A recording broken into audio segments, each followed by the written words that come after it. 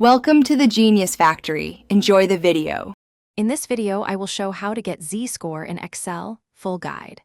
Start by entering your raw scores in one column, then compute the mean using average and compute the standard deviation using stdev.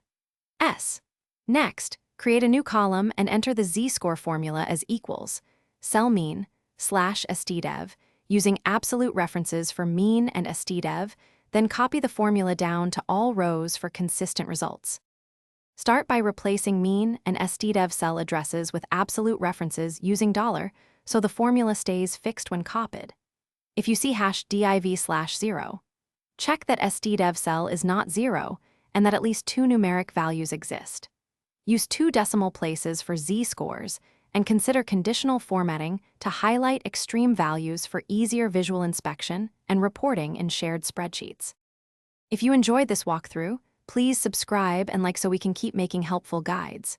Quick recommendation: the Shark AI Ultra Robot Vacuum really upgrades your clean game with voice control and smart mapping that saves time between spreadsheet sessions.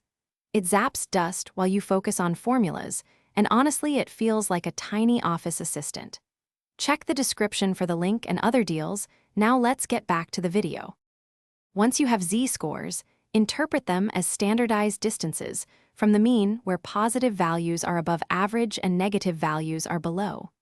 Use typical cutoffs like plus or -2 to flag potential outliers and verify raw data for entry errors or special conditions.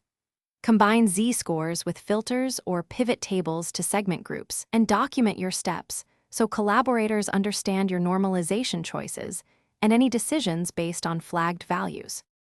Thanks for watching. If you found this helpful, don't forget to like and subscribe.